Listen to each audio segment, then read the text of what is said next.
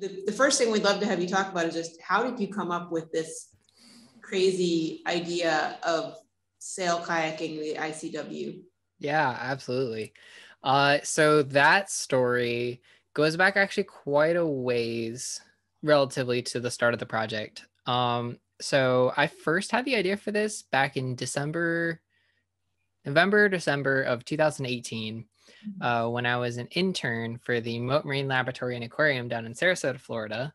I was working as a manatee research intern. So we were out on the water all the time. And so to help out with our advisors down there, they asked the interns if we were interested that we could go take a boating safety course to then help drive the boat while they were doing observations.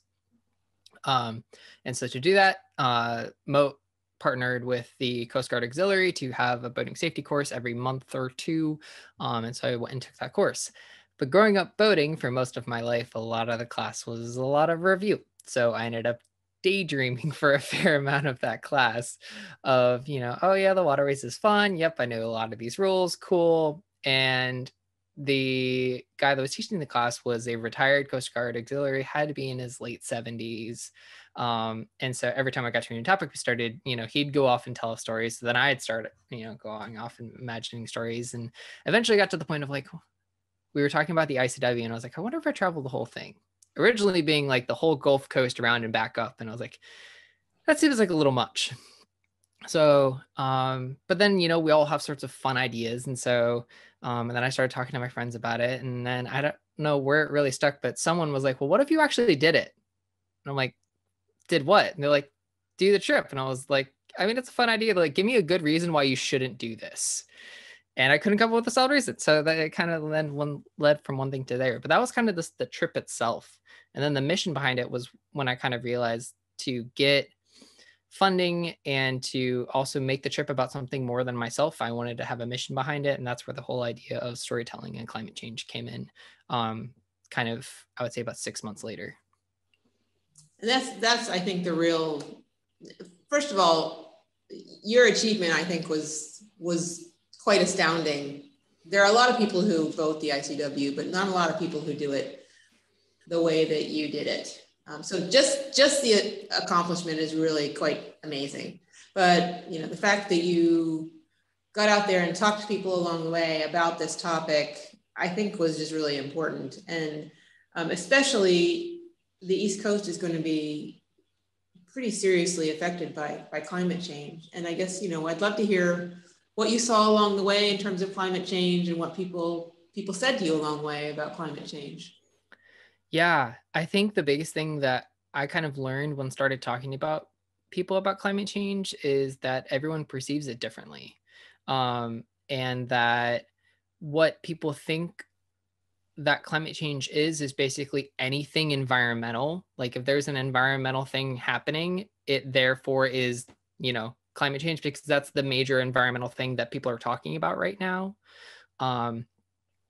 And so when I would talk about, talking about people like, hey, what in your community just happening around climate change or like just environmental change over time, but particularly focus on climate change, they would just bring up some environmental thing that's happening. And now the thing with climate change is there's probably something within every environmental change that could probably be pulled back to climate change. But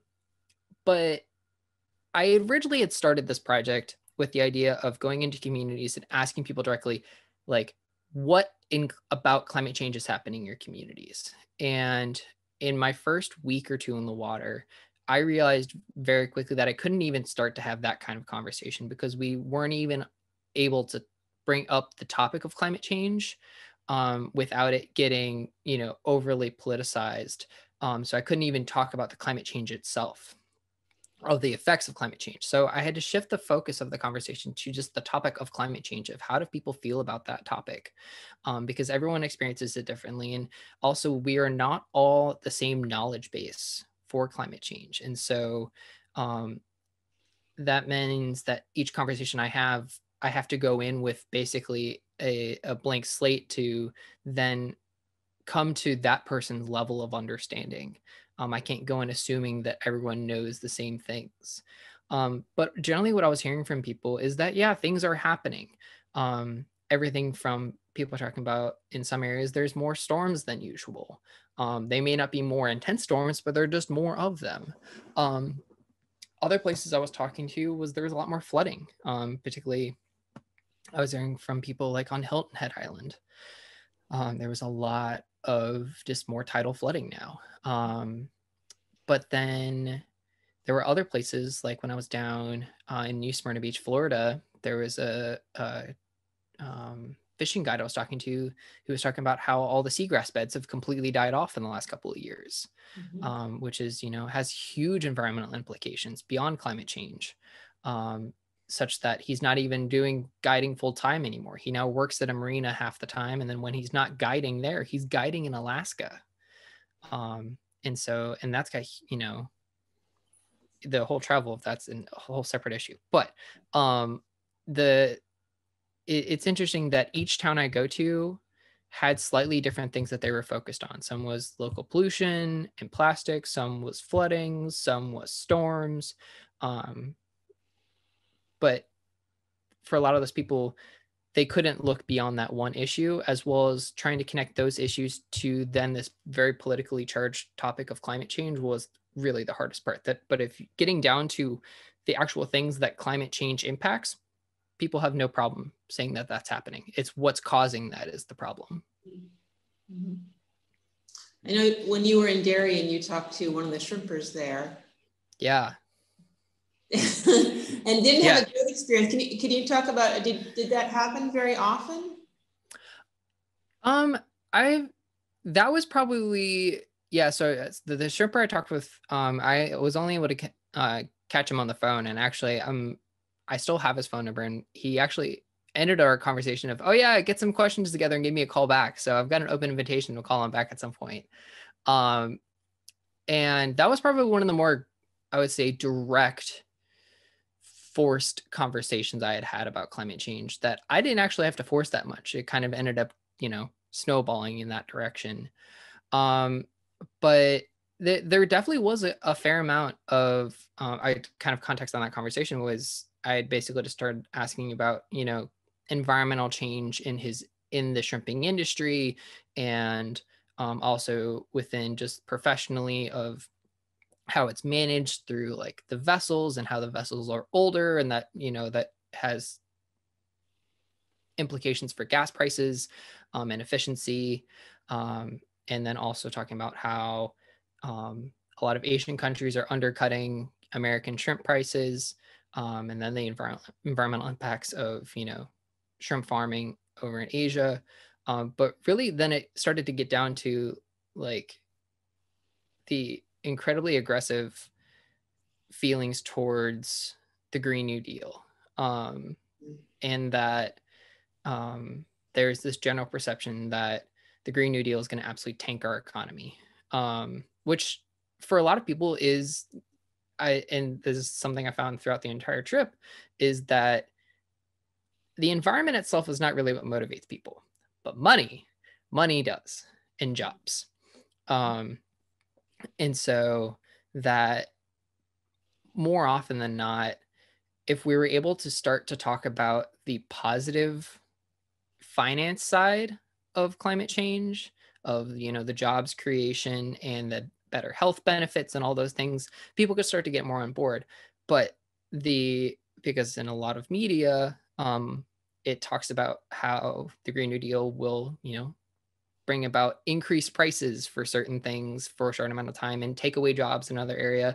And for a lot of these people, those short-term, struggles is going to make or break a lot of them, because a good chunk of our country lives paycheck to paycheck. And, if that one paycheck, or if those few paychecks are not as good as it used to be for them, then that's all that matters to them. And so, climate change is really a justice issue beyond that.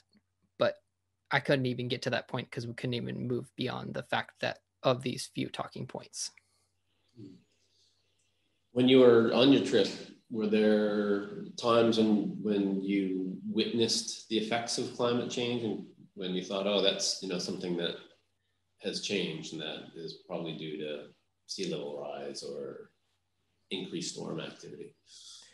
Oh yeah, well, I can definitely speak to increased storm activity. That this trip I finished before the end of the second week of July. And during that time, I had to hunker down, pull off the water 2 separate times for tropical systems.